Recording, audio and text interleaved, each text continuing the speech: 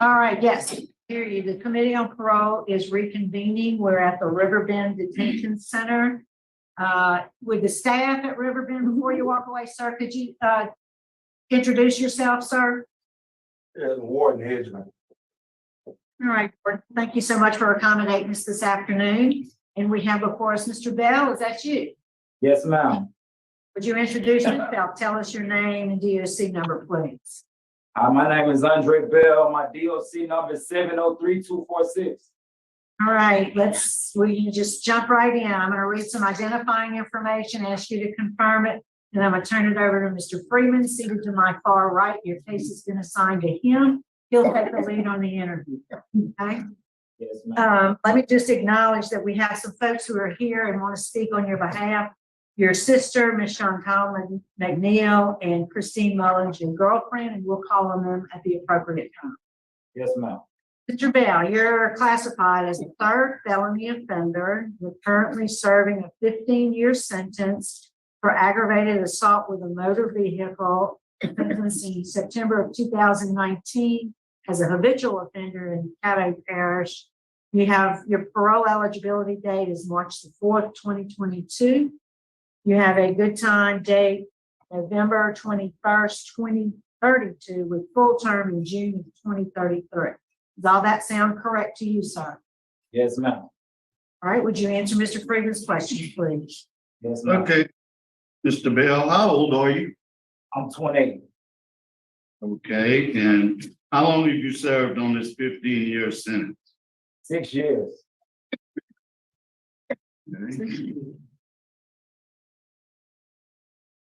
Okay, tell me what you did that day. Y'all at the casino, what went on? What went down? Okay, we was at the casino and, had drinks and this and that, and then everything just went left. Like, made a bad mistake, made a bad choice, and made some bad decisions that cost me. Tell me what cost you, what you did, what happened? Well, I was at the casino and I grabbed at some money that wasn't mine, and one thing led to another. As I'm leaving, the officer standing in front of the vehicle with his gun pointed, telling me to stop, and I get shot up after that. Then after that, I come to jail in due time.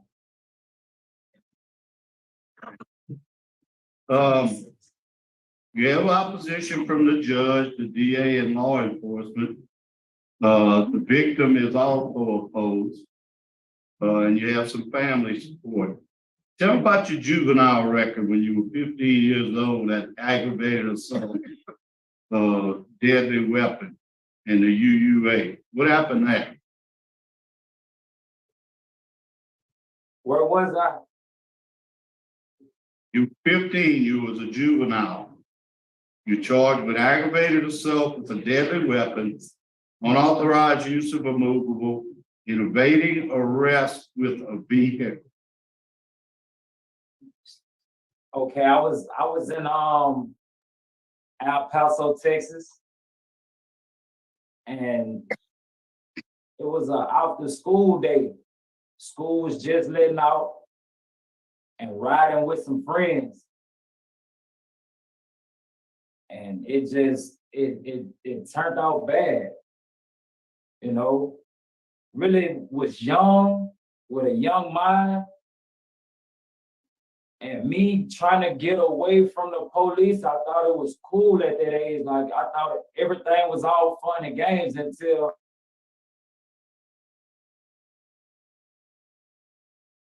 Were you driving that vehicle?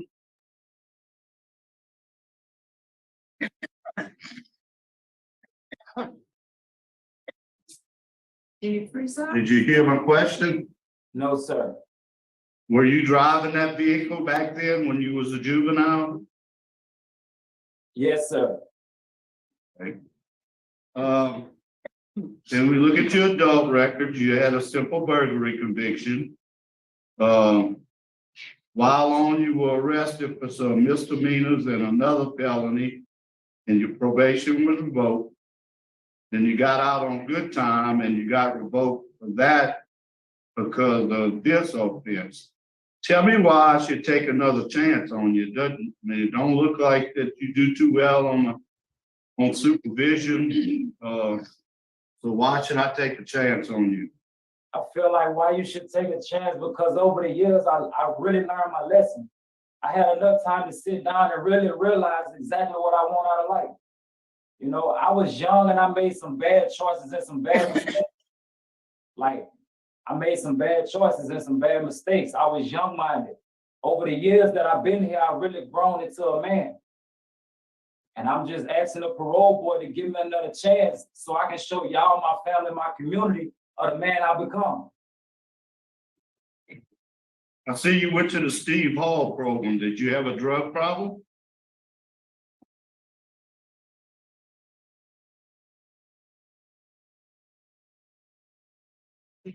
Did you hear me? Could you hear me, Mr.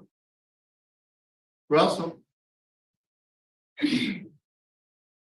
Mr. Bell, can you hear us? Yes, ma'am. Okay. I see you went to the Steve Hall program. That's correct? Yes, sir. Okay. Did you used to do drugs? No, sir. Why did you go to the Steve Hall program? Because it was a better opportunity. It was a better opportunity while I'm already incarcerated to get myself all the way on track before I make it out into society. You know, like, unlike your thinking, it was more than just, it's more than just about drugs. It's like, unlike your thinking, it gives you a better way of looking at things. It gives you a better way of living and thinking. And, you know, all that played a big part in me being who I am today.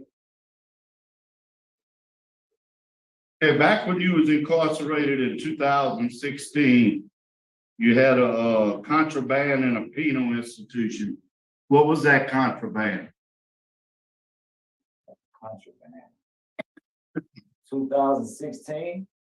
Yeah, this wasn't on this arrest. This was another arrest.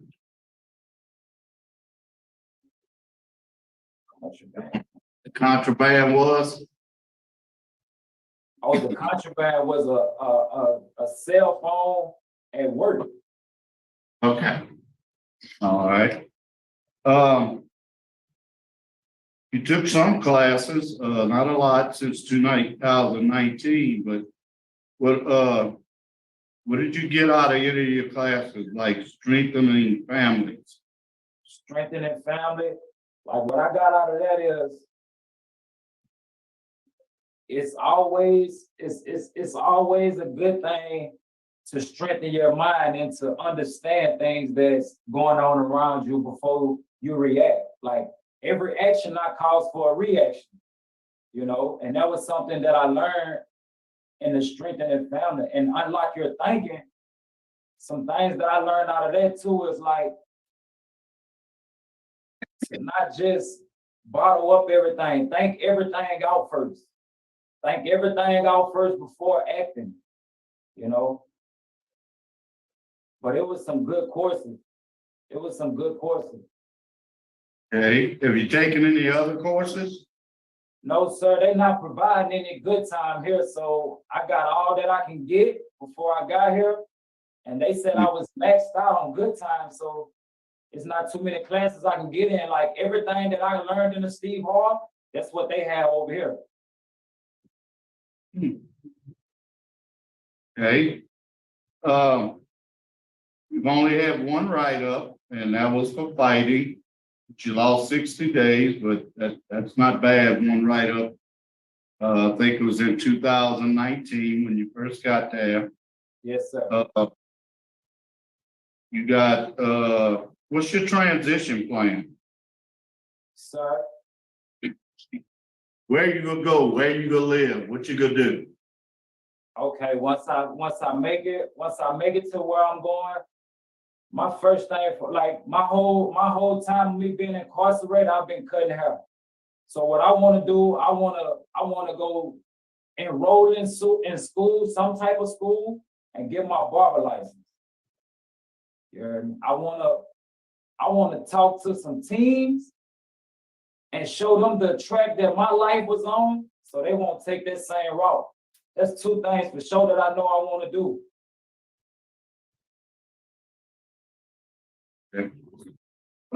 Is the warden still in there?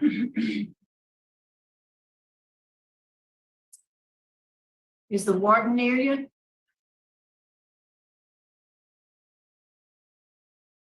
Can you hear us?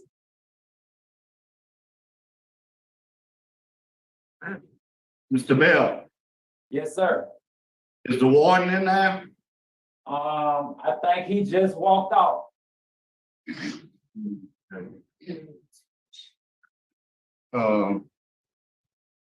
I have no further questions. All right, thank you, Mr. Roche. Mr. Bell, good afternoon. All right, good afternoon. Your record shows that you took anger management in 2016, is that correct? In 2016, I'm not for sure what year it was. It was called Gauge Your Rage. Yes, sir. You took that in 2016, right? Right. And then you were arrested and charged with attempted first-degree murder and simple robbery. It was convicted of aggravated assault with a motor vehicle in 2017. Right. So anger management didn't do any good?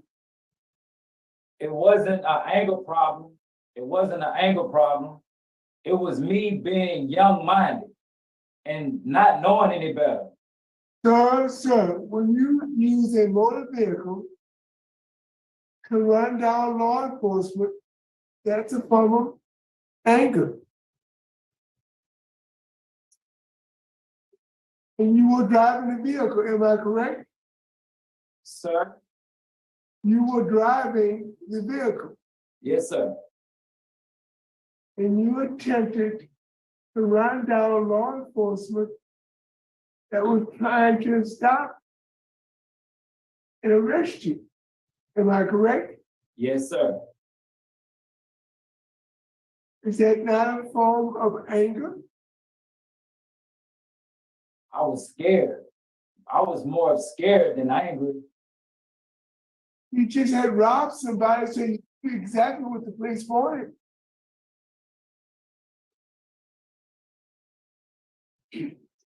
Thank you, Madam Chairman. Mr. Roche. Mr. Bell, when's your last write-up? Like 2019, 2018 or something like that. What was it for? Fighting. How many have you had this period of in the last 6 years? You say you've been in jail 6 years this time. Only one. That one? Yes, ma'am. Right. Anything you want to say to us before we vote? Oh, wait, no, I'm sorry. I have to hear your guess. I apologize. We'd like to hear from your sister, Miss McNeil.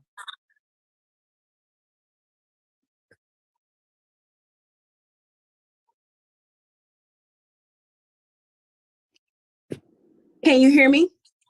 Ma'am, we can. Hello, so I am Andre's sister.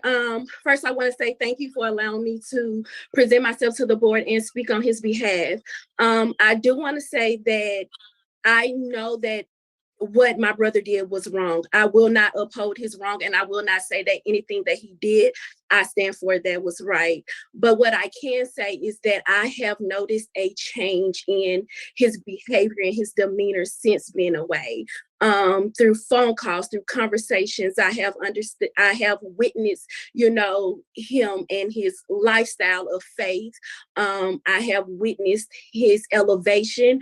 There has been some choices that he has made that was not pleasing, and me being on the side of law enforcement, I do uphold the law. But I also know when I see change. Me working with parolees, I have a good sense of change. I will not stand before you and say that he has changed when I don't believe that he has. But me knowing him from birth to now, I see the change. I see the growth. I see the faith. And I am here, but he have a whole village. He have a whole family. He have a whole community that is willing to stand behind him, support him, help him get back to where he needs to be, help him get back into society as someone that will do right.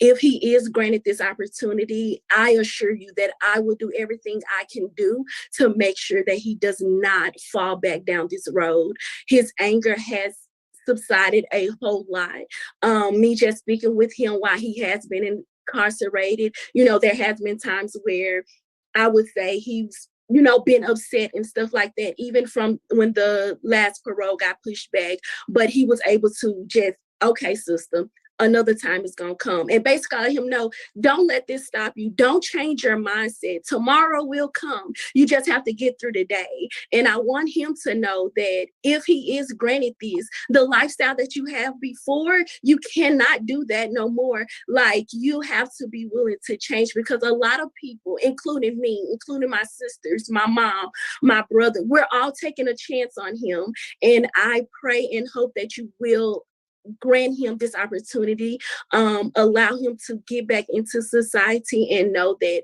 he do have a family that is willing to support and help him get back into that.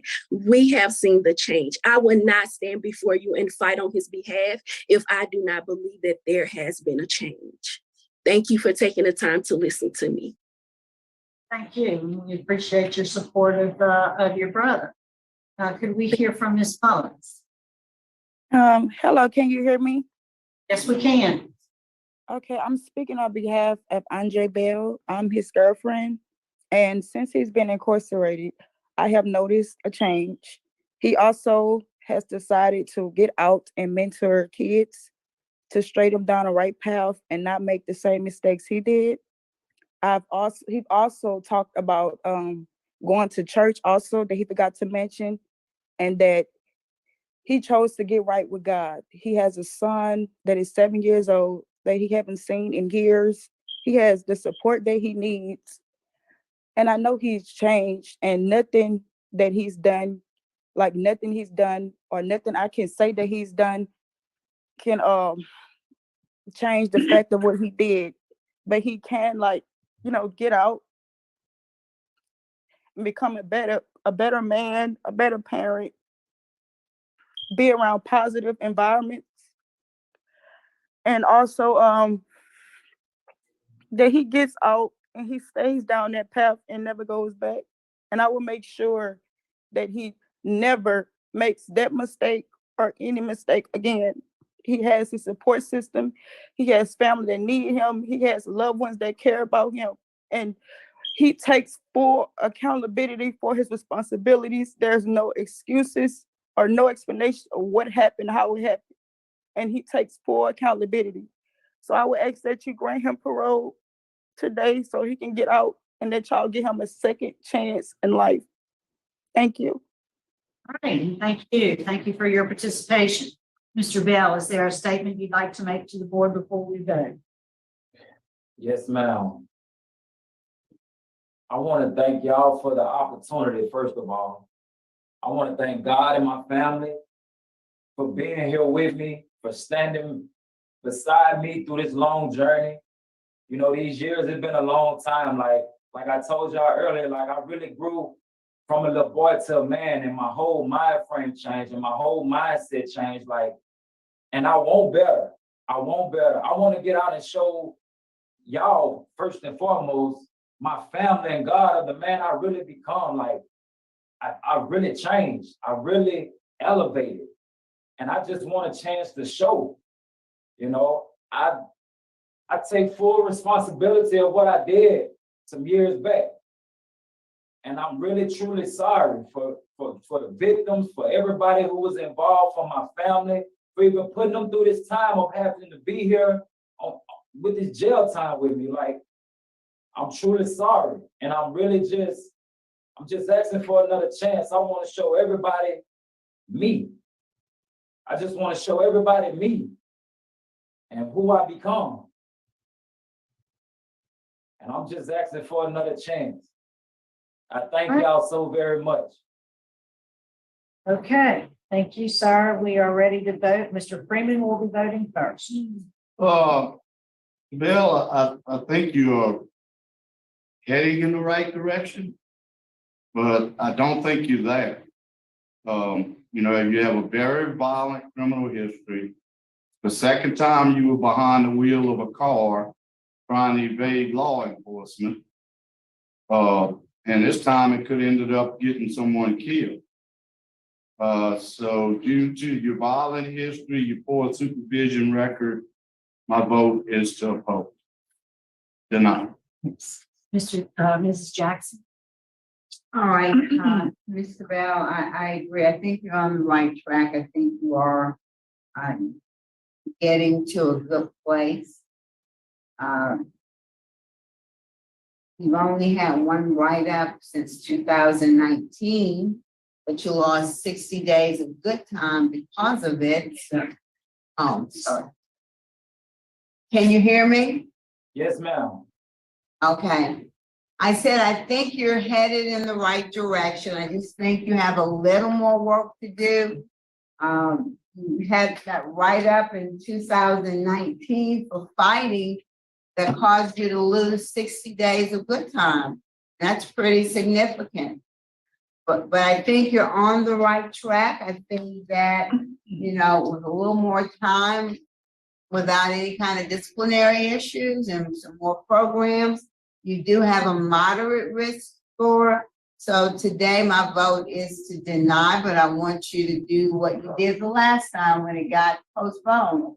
Not let it, you know, get you down, put your head down, keep working, and apply again when you're eligible. Mr. Roche. Mr. Bell, good afternoon. Mr. Bell, you've been on supervision twice and you both times.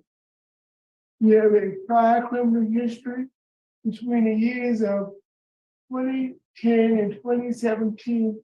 You were arrested 12 times and you have 3 felony convictions. You have victim opposition, law enforcement opposition, opposition from the DA's office, and you need some additional programming, especially anger management. For all those reasons, I'm going to deny your request. Mrs. Wise. Mr. Bell, I'm hopeful for you. I really am. I like the family support you've had. I like what you got out of Steve Hall. So I'm gonna take a chance on you. My vote is to grant for those reasons. That's what she said. All right, Mr. Bell, I appreciate that you have family support. You know, it requires a unanimous vote today. We have a 5-member panel, so it requires a unanimous vote. So you know that today your parole has been denied. I do concur. I think a little more time would be beneficial for you.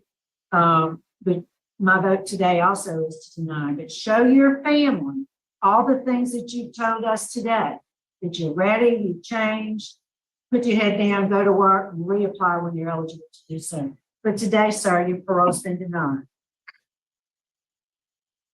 So that concludes our docket for today. We will adjourn. It is 1:37 p.m.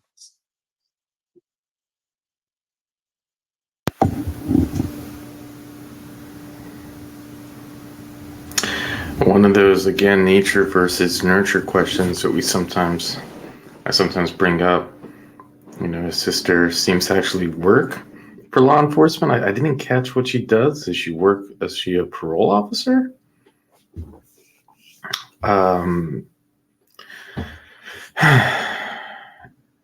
Yeah, I mean, it was to me. It seemed inevitable that he would get denied. Although it is really impressive to go one write-up since 2019.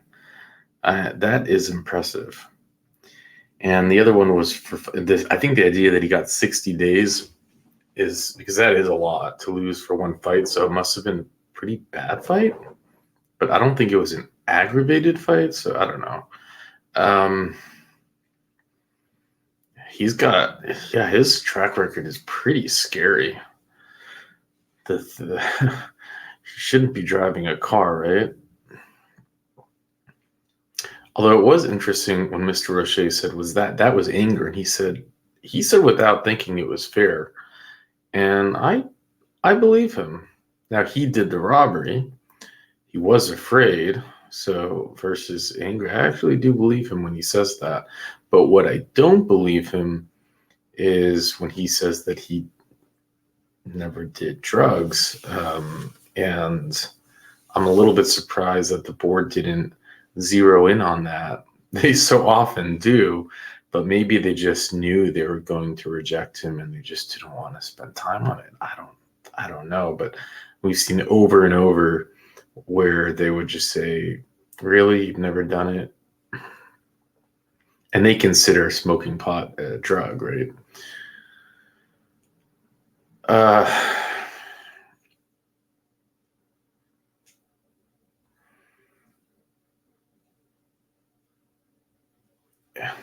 You know, it's too bad. It's like you would just. It's too bad in the sense that it's like more getting locked up more. It's like, you know, couldn't you get a work release? Couldn't you do things like that that would kind of like get you back into get your the right habits going, those you know, the idea of going to work, of working, of earning money, all those good things. Like, to me, that would just seem like such a great alternative instead of just saying, okay, just go sit and rot and think in prison and think about, well, you know, all your mistakes. You know, go like just a work release would be so great. But I guess he just can't. He's in the wrong class. He's classified as a dangerous offender, so he probably just simply isn't eligible. Anyways, I really don't have much more to add to it. Love to hear your thoughts, but with that, I'll let you go.